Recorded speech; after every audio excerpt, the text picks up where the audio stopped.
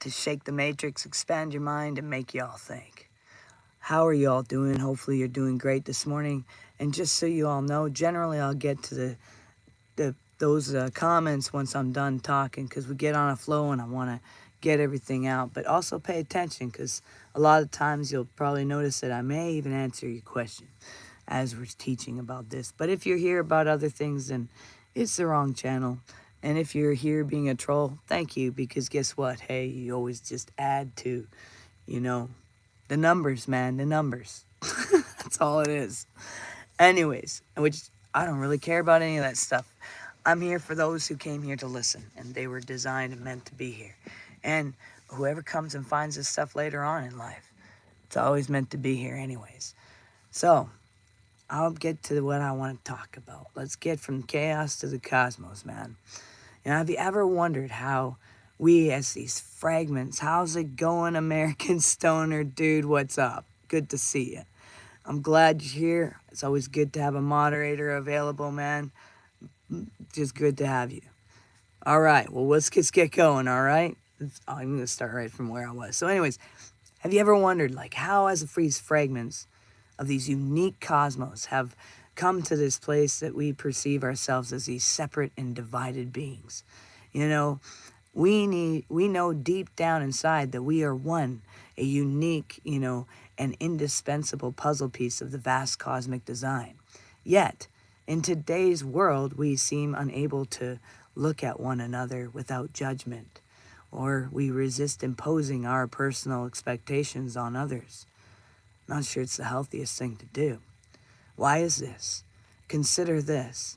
Each of us walks a different path. We choose how to dress, express ourselves, and see the world. And yet, instead of celebrating this diversity, we often try to categorize, compare, or control. We've conditioned ourselves to mindset of separation, a fallen mindset, a pattern that views life through the lens of division instead of connection. You see the illusion of separation, and yes, I call it an illusion. It's a mindset of separation. It leads us to believe that we are isolated, we're these isolated islands, disconnected from one another, and we're not. This illusion is of separation causes us to judge. That's why we judge. It's why we label. It's why we see ourselves in these box systems. We attempt to control others with this. But what if we understood, that energy, like the current of the great ocean, flows through everything and everyone? Physics reminds us that energy is neither created nor destroyed, only transformed. So if this is true, then there is no negative energy in this universe, only energy misdirected.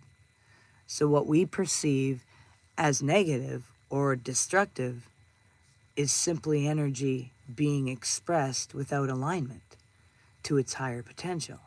It's missing the boat. So this fallen mindset is often referred to the Diablos, or hell. Interestingly, I don't know if you pay attention, the root of this word, Diablos, doesn't point to a fiery hell.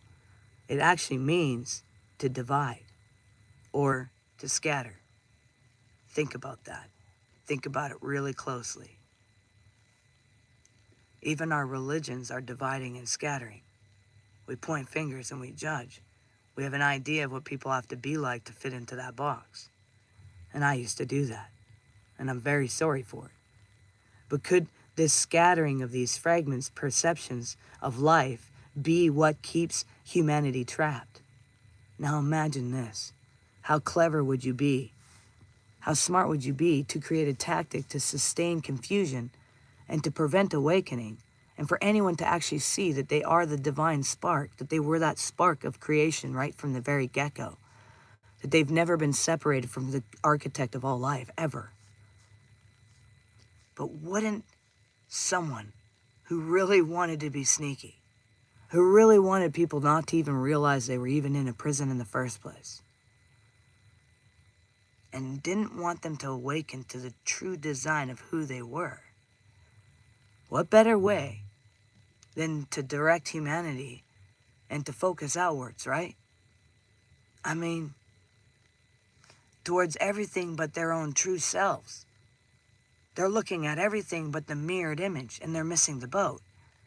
If we spend our lives trying to control others and judge their paths and fix what we perceive as wrong, we miss the truth of our own potential. See, nature even mirrors what we need to do. You know, nature offers us countless examples of harmony in diversity. Consider the ecosystem of the forest. Each tree, each plant, and each organism. They play this unique role. The oak doesn't not demand the fern to grow. And tall, get growing tall there, fern. Nor does the fern resent the oak for its towering presence. Instead, everything, every being aligns with its essence, contributing to the collective health of that ecosystem. What if we viewed ourselves like this as well? What if we stopped trying to force others to be like us and embrace the beauty of their differences? In doing so, we would no longer function as these separate beings, now would we? Or be these first-person players struggling to control the chaotic simulation. Instead, we could ascend into these roles of co-creators. Instead, we could be in a place of the rhythmic flow with the universe. I mean, from diversity and from division to unity, awaken to the creator within. I mean, to transcend from the fallen mindset, we must awaken to the truth of our divine spark. Each of us carries the energy of the ultimate creator within us. But the access to this energy, we must move beyond surface and beyond surface level thinking and dive into the depths of who we are. The buck stops right here. You see, the mind is like an artist. It's a brush painting the world as it believes it to be. Its subconscious is filled with limiting beliefs, patterns of fear, scarcity, and separation, but it will paint a world of restriction if you believe in these things. But if the subconscious is rewired and to align with its oneness, love, and infinite potential, we get to co-create a masterpiece of bliss and abundance. See, this shift, it begins by addressing the subconscious mind, the cloud of unknowing. You know, within this cloud lies the truth of who you are, waiting to be remembered. It's a great spiritual transition, and it goes from the modern science, aligns with this point as well. Transformation comes from within. Science is of rewiring the mind, and neuroscience has shown that, you know, that our brain is malleable and it's constantly shaped by the thoughts that we experience. And this phenomenon is known as neuroplasticity, and it reveals that we can break free from the old patterns and create brand new pathways of thought. Completely shift. See, meditation, gratitude, and affirmation are tools for rewiring the brain. And they help reprogram the subconscious, shifting us from limiting belief to the empowering truth. See, spiritual unity is co-creation. The Bible speaks of humanity being created in the image of God. If this is so, then we are not mere observers of life, but co-creators. Eastern philosophies, similarly, they teach us that the divine spark is within all beings. And when we align with this truth, we move from victimhood to mastery. Nature mirrors this as well. The bee pollinates the flower not because it is told to, but because it is aligned within the purpose. You know, the river flows in competition. You know, it doesn't do that, right? It's not going to go, okay, I'm going to be in competition with this dang mountain. It doesn't do that. It's in harmony. You know, it's carving paths where they are needed. And if all nature thrives by honoring its unique role within the collective, why shouldn't we? We're part of that. So how do we move from separation to unity? And this is some of the practices we can do. Self-awareness, 1. Observing the judgments you have for others, and each judgment reveals something you've yet to heal or understand within yourself.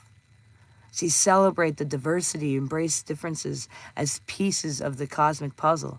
Like colors in a painting, every shade contributes to the masterpiece. Subconscious replaces the thoughts of lack with abundance, and fear with love, and judgment with curiosity. Surrender to the flow and trust the rhythm of life. Like a dancer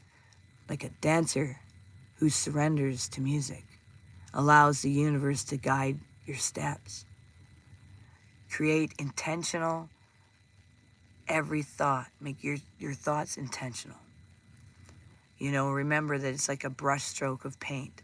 Life of beauty, peace, and connection instead of segregation and separation.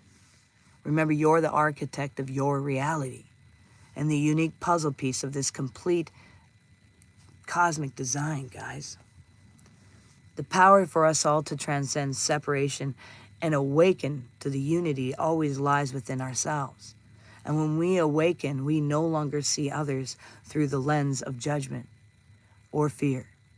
We see them as a reflection of ourselves, divine beings navigating the uniqueness together.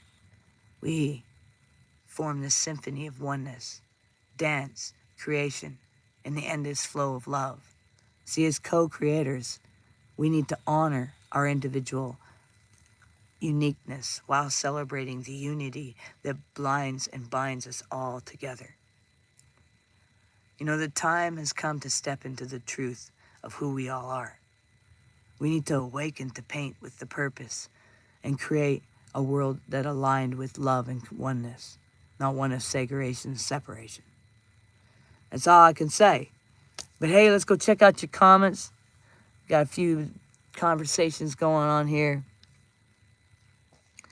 Yo, what's up, American Stoner? And then Thomas says, chaos to me is an illusion. Observe the law of rhythm. What is rhythm if not patterns? There is always a pattern, even if we cannot yet see it. It is the universal law. There is always a pattern. Very true. That's right. Separation is an illusion. Very true, brother. Very true. All energy. Yeah. It's all in how it gets directed. Very true, man. I love the eye on this one. Thanks. Appreciate it. Thanks, American Stoner, for doing such a good job, brother. Mother Nature is a master teacher, right? I have a song where I was like, like when I walked out, I had this line where I was like, I walked out on my family and I saw that God, God was my dad and nature was my mother, or God was my dad, and creation was my mother, and nature was my teacher. And that's one of the lines I had in there, because it's a teacher, I used to always go into nature. I still do. I'm in nature nonstop. That's where that's where I live. Anywhere I can be in nature, it's a beautiful thing for me. Yeah. And you can learn so much there. All kinds of expression, energy to be observed. That same energy we all are composed of. Correct. We must live life and live a little. We are not promised tomorrow. I was born with scoliosis. I live in the moment because I made peace with life. And when people ask, just live life to the fullest. All right, on, man. Love you, brother. Yeah, man, American Stoner. I just think about even when we first met, man. You've changed your mindset so much. It's so beautiful to see. Paint with purpose, 100%. Very happy to have found you. You speak my language. Thanks, brother. Yeah, me too. All right. Well, you guys, make sure you do one thing towards your dreams every single day. It brings you one step closer. Make sure you recognize you're valuable and you matter and you're all unique puzzle pieces, a part of the ultimate puzzle of the cosmos. Peace. Love. We'll see you around.